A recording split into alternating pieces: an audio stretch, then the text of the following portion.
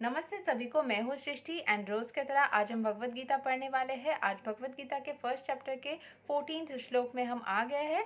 हम रोज की तरह पहले संस्कृत में मैं पढ़ूंगी इसको, फिर इसके इंग्लिश ट्रांसलेशन को देखेंगे और मीनिंग को समझेंगे। चलिए शुरू करते हैं।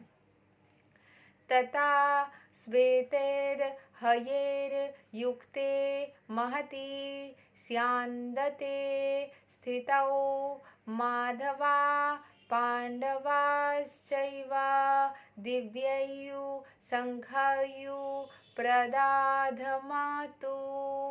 On the other side, both Lord Krishna and Arjuna, stationed on a great chariot drawn by white horses, sounded their transcendental conch shells. मतलब यहाँ पे अदर साइड जो कि पांडव वाला साइड है, वहाँ पे कृष्ण भगवान है और अर्जुन बैठे हुए हैं रथ पे। वो अपने chariot स्टेशनड on a great chariot, मतलब स्टॉपिंग पोजीशन में है, मूव नहीं कर रहे हैं अपने रथ के ऊपर, जो वाइट हॉर्सेस द्वारा पुल किया जा रहा था। साउंडेड देयर ट्रांसेंडेंटल कॉन्शस, जो कि अपने स्पिरिचुअली जो उनके शंख ध्वनि है उसको वो मतलब स्पिरिचुअलिटी का तेज उनमें से आ रहा था। इसको हम थोड़ा डिटेल में पढ़ते हैं यहाँ पे जो मेंशन्ड है। In contrast with the conch shell blown by Bhisma Deva, the conch shells in the hands of Krishna and Arjuna are described as transcendental. इनके हाथ में जो शंख है उसको स्पिरिचुअल माना जा रहा है, क्योंकि ये सब स्पिरिचुअली इंक्लाइंड आत्माएं हैं। कृष्ण भगवान तो खुद ही भगवान है, साथ में अर्जुन जो है वो कृष्ण भगवान के शरण में रहते हैं। ये मतलब इससे ये पता चलता है जो कृष्ण भगवान के शरण में रहते हैं, ये ईश्वर के या सुप्रीम एनर्जी को मानते हैं, ट्रस्ट करते हैं उनमें, वो हमेशा ही प्रोटेक्टेड रहते हैं। चाहे कुछ भी सिचुएशन वो क्यों ना चले जाए, चाहे कितनी ही बड़ी बैटल के अंदर उनको ना परफॉर्म करने पड़े, भरोसा रखना है कि कृष्ण भगवान साथ में है। और जिस किसी भी सिचुएशन में लाइफ में आप पड़े ना क्यों, क्योंकि आपको पता नहीं लाइफ में क्या क्या सिचुएशंस होने वाले हैं। अगर कृष्ण भगवान का साथ है और आपको उनके ऊपर भरोसा है तो आप हर एक सिचुएशन में प्रोटेक्टेड है एंड सक्सेसफुल होने ही वाले हैं। बस उनको याद करते हुए, शरण करते हुए उनके डिवाइन गाइडेंस को रिसीव करने की कोशिश करें। अगर उनके जो गाइडेंस मिल रहा है उस हिसाब से एग्जैक्टली परफॉर्म ना भी कर पा रहे हो, फिर भी उनको शरण करते हुए ये चीज़ बताए कि प्रभु आप मेरे साथ रहे और मैं जो भी कदम ले रहा या रही हूँ उसमें मेरे प्रोटेक्शन बनाए रखे, आप मुझे प्रोटेक्ट करते रहे और मुझे गाइड करते रहे। हो सकता है मैं उस चीज़ को पूरी तरीके से ना कर पा रहा या पा रही हूँ, या शायद मैं जो कर रही हूँ या मुझे जो समझ में आ रहा है वो एग्जैक्टली सही भी हो रहा है कि नहीं, मुझे नहीं पता। जैसे कि मैं करती हूँ, नहीं पता चल रहा है, लेकिन आप साथ रहिएगा। और मुझे अगर मैं कहीं गलत डायरेक्शन में जाने भी वाली हूँ तो मुझे सही डायरेक्शन में आप लाइएगा प्लीज़। आप रिक्वेस्टिंग मोड में बोलिए, क्योंकि ईश्वर के पास में आप कुछ भी अगर मांगेंगे या फिर ऐसे भीख मांगने के लिए नहीं, जैसे नहीं बोल रही हूँ, बट आप कुछ भी फेवर जैसे हम चाहते हैं ना, किसी से रिक्वेस्ट करते कि प्लीज़ आप करेंगे, अगर आप करते ना तो ईश्वर कभी मना नहीं करते। वो हमेशा, मतलब स्पिरिचुअलिटी की भाषा में बोला जाए तो आप हमेशा प्रोटेक्टेड रहोगे ही, हमेशा गाइडेंस मिलेगा ही। एंड आपको पता भी नहीं चलेगा कि आपके लाइफ में ऐसे ऐसे सिचुएशंस अपने आप आ जाएंगे ना जो आपके लिए बेस्ट है। आपको शायद कोई ऐसे बोल सकता है कि ये सही नहीं है, ये सही है, ये गलत है, तो आप कंफ्यूज हो सकते हो। आप बस कृष्ण भगवान का नाम लेते हुए चलते रहो, अपने आप ही आप वैसे करते रहोगे जो आपके लिए सही है। सिर्फ ईश्वर पे समर्पण करके, उनका ध्यान करते हुए, उनसे प्रोटेक्शन की उम्मीद करते रहो एंड आगे बढ़ते रहो, बस बढ़ते रहो उनका नाम लेते लेते।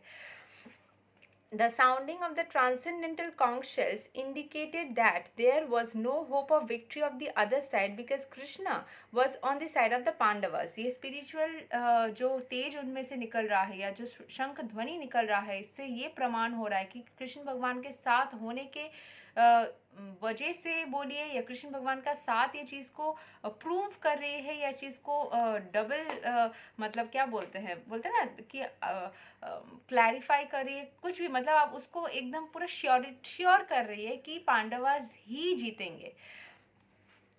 जयस्तु Pandu Putranam Yesam Pakshe Janardana. Victory is always with persons like the sons of Pandu because Lord Krishna is associated with them. And whenever and wherever the Lord is present, the goddess of fortune is also there because the goddess of fortune never lives alone without her husband. हम सभी को पता है कृष्ण भगवान विष्णु के स्वरूप है and भगवान विष्णु के पत्नी जो है वो हमारी देवी लक्ष्मी है जो कि गॉडेस ऑफ फॉर्चून है, सौभाग्य लक्ष्मी, सौभाग्य को प्रदान करती है। तो जहाँ पे विष्णु स्वरूप कृष्ण भगवान है वहाँ पे लक्ष्मी को रहना ही है क्योंकि लक्ष्मी अपने पति के साथ हमेशा होती है, पति से अलग नहीं होती है वो कभी भी। तो जहाँ पे कृष्ण भगवान का साथ हो, जहाँ पे विष्णु स्वरूप का साथ हो, वहाँ पे उनकी पत्नी लक्ष्मी, सौभाग्य लक्ष्मी का साथ हमेशा होता है। तो जिसके साथ में भगवान कृष्ण का साथ है या जिसके साथ में पॉजिटिव सोर्स एनर्जी का साथ है, उनके साथ में पॉजिटिव सौभाग्य या good Fortune, goddess of Fortune हमेशा होगी ही होगी। Therefore, victory and fortune were awaiting Arjuna as indicated by the transcendental sound produced by the conch shell of Vishnu or Lord Krishna.